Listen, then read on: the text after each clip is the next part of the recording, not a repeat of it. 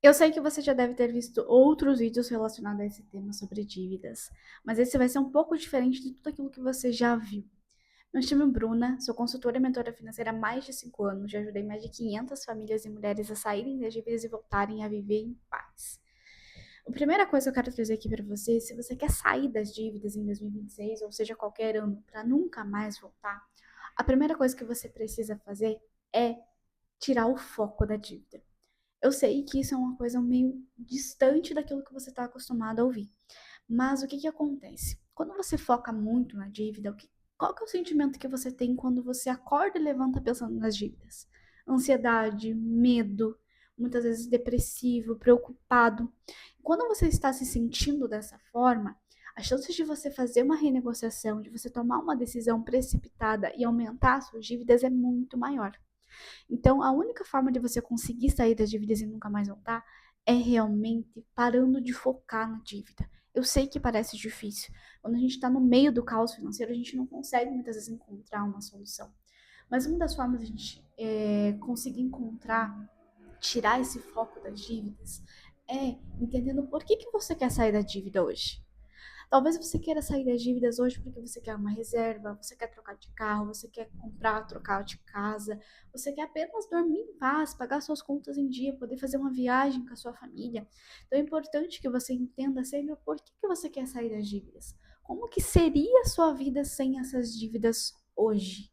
Então eu quero que você pare e pense um pouco. Qual que é o principal motivo, Bruno? Porque eu quero dormir em paz, porque eu não quero mais receber ligações de cobrança, porque eu quero comprar as coisas que eu quero com tranquilidade. Quando você pensa nisso, quando você se imagina já uma pessoa que está conseguindo realizar os seus sonhos, viajando, com dinheiro guardado, com reserva, como que você se sente? Muito mais alegre, muito mais feliz, muito mais com ali esperança de que aquilo vai se resolver. Então, quando você para de focar na dívida, você começa a focar na solução para sair das dívidas, entendendo que a dívida é apenas um caminho que você vai passar para realizar aquele objetivo. Então, se todo dia você acorda e você vai trabalhar pensando nas férias que você quer sair para viajar com a sua família, como que você levanta? Entusiasmado, feliz, e as chances de você tomar uma boa decisão para resolver as suas dívidas é muito mais fácil. Então, a primeira coisa é precisa tirar esse foco da dívida, que eu sei que não é fácil. Só que quando você está ansioso para tentar sair da dívida, o que, que você vai fazer? Você vai aceitar um acordo que não cabe no teu orçamento, você vai pagar uma parcela, depois você não vai conseguir pagar mais, porque você tomou uma decisão baseada na ansiedade, no medo da escassez de que vai faltar. E as chances disso aumentar é muito mais, porque tudo aquilo que você foca expande. Então, se você focar na dívida, ela vai aumentar. Então, você já vem há muitos anos provavelmente tentando pagar o mínimo, parcelando a fatura do cartão, ou simplesmente deixando de pagar e não conseguindo fazer uma reserva para negociar, pegando empréstimo, pagar cartão. Isso é tomar decisões baseadas no medo da escassez. Então é importante que você comece a focar no seu porquê. E não precisa ser muitas coisas, mas pode ser, como eu falei, uma pequena viagem que você quer fazer em família, quando você resolver essas dívidas, quando você conseguir sair disso, tá? Porque é super.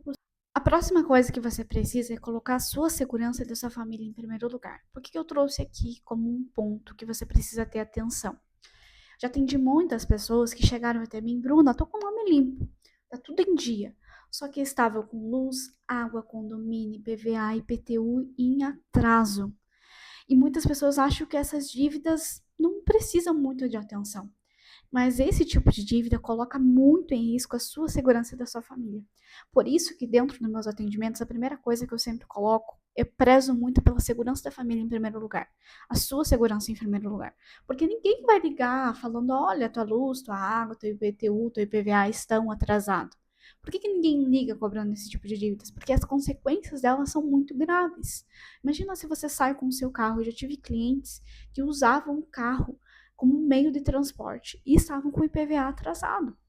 Imagina o transtorno que isso acontece se acaso você for parado em alguma blitz, em alguma coisa. Então isso acarreta um problema gigantesco depois. Luz e água, imagina você chegar em casa, você não conseguir tomar um banho, dar um banho nos seus filhos porque você está com a luz ou a água cortada.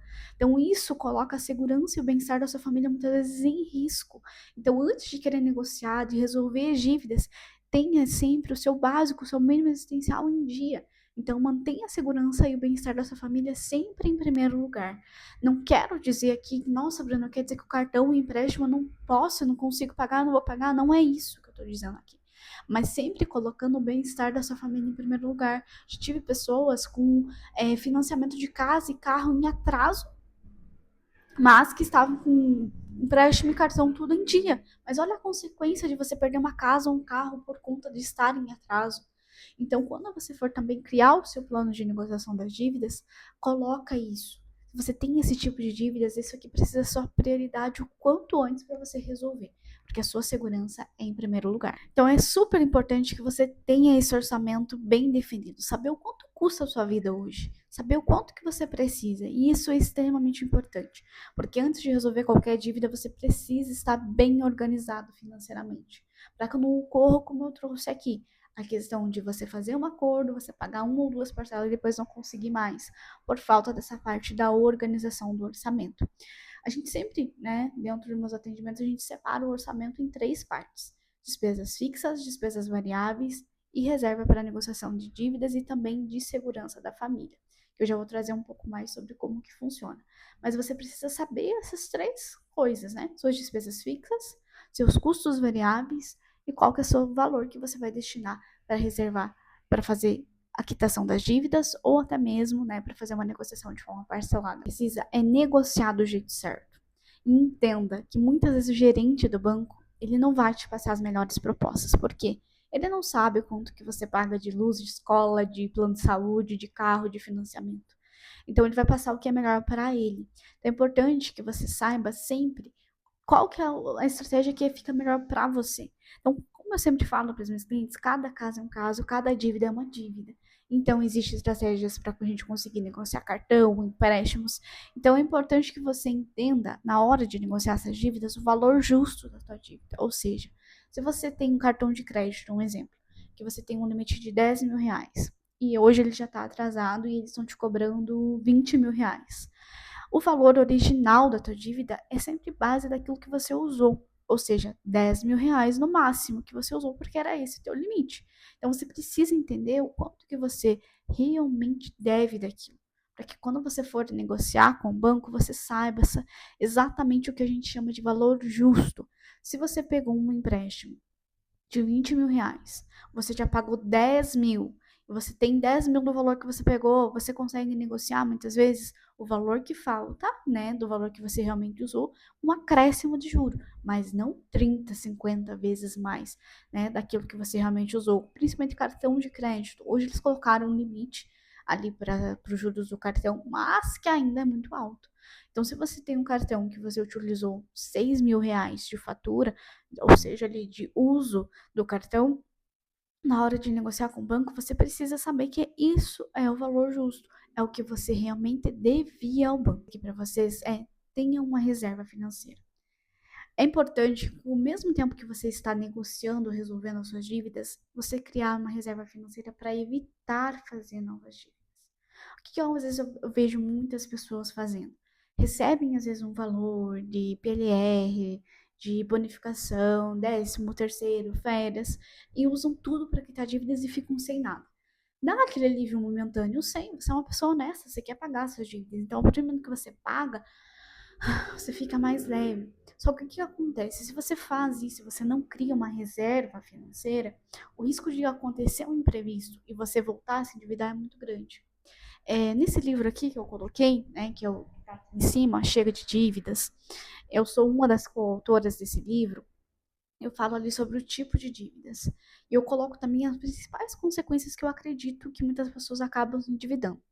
Uma delas é o descontrole financeiro, né? Muitas vezes ali a pessoa ela não tem uma forma de controlar o dinheiro, então ela não sabe exatamente quanto gasta com cada coisa.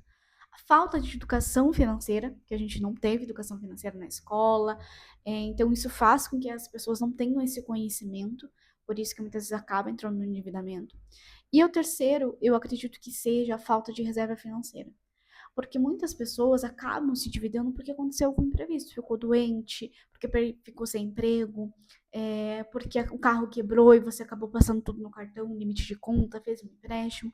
Então, se a gente está mais preparado, porque as coisas vão acontecer, né? Isso é inevitável, muitas coisas acontecem. Mas quando a gente está com uma reserva, quando a gente está preparado financeiramente, a chance de a gente passar disso por uma forma mais tranquila, sem se endividar, é muito melhor. Tem aqui um livro que eu gosto muito, que se chama As 16 Leis do Sucesso. Ele é do Napoleão Hill, né? Mas quem escreveu essa releitura foi o Jacob Petrie. Então eu gosto muito desse livro.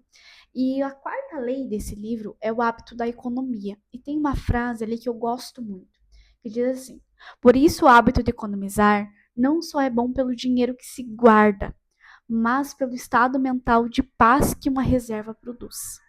Porque o fato da gente ter dinheiro guardado é muito alívio, dá uma paz que você, se acontecer qualquer coisa, você tem aquele dinheiro para te socorrer caso você precise.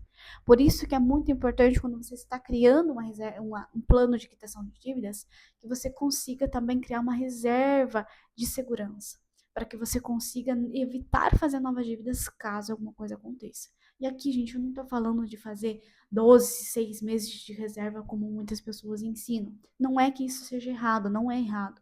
Só que para quem está com problema financeiro, muitas vezes fazer um cálculo de entender, nossa, meu custo de vida é 5 mil, eu tenho que ter 6 meses, eu tenho que ter 25 mil guardado, a pessoa já nem começa. Porque muitas vezes você não tem nada, muitas vezes você está no vermelho.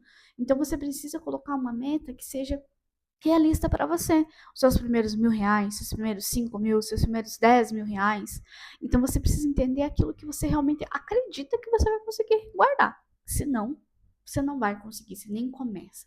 Mas, Bruna, como que eu vou fazer uma reserva se hoje não sobra nada? Como eu trouxe esses outros passos aqui, a questão da organização, de entender a tua capacidade de pagamento, teu custo de vida, você vai ajustando para que assim você consiga ser pequenos valores, gente. Como eu trouxe aqui, começa com R$ 500 e vai montando seus primeiros 1.000 e vai virando, né? Tem muitas clientes minhas que a gente consegue fazer um valor legal de reserva e às vezes elas precisam usar e elas falam, ai, Bruna, que dó, né? Eu não queria tirar esse dinheiro dali. Mas eu falei, olha, que bom que você tem, né? Para poder pagar esse exame para sua filha, para poder pagar isso daqui que você fez, do carro que estragou, sem precisar fazer uma nova dívida, sem precisar usar cartão, sem precisar fazer um novo empréstimo, porque também às vezes pode ser que você não tenha mais limites disponíveis. Então você precisa urgentemente começar a criar uma reserva e colocar a sua segurança em primeiro lugar. Se você gostou desse vídeo, já se inscreve aqui no meu canal, curta, comente, coloca aqui um assunto que você quer que eu traga.